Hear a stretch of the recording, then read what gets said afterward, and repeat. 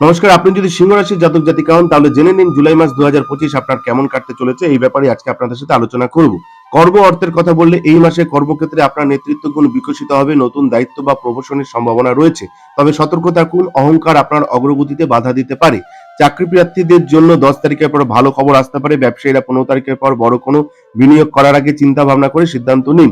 মাসের শেষ দিকে হঠাৎ কোনো আর্থিক লাভের সম্ভাবনা রয়েছে।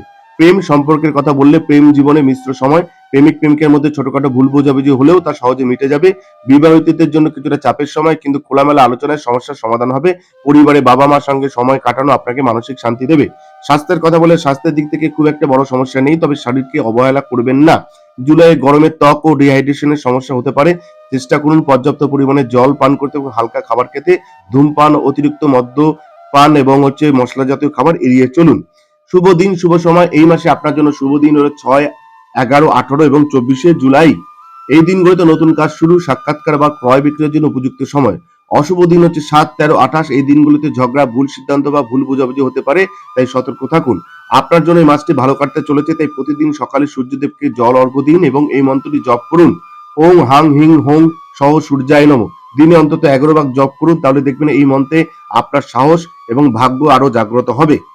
আপনাদের বলে দিলাম যে কেমন কাটতে চলেছে। আপনাদের কোনো সমস্যা থাকলে অবশ্যই ফোন নাম্বারে ফোন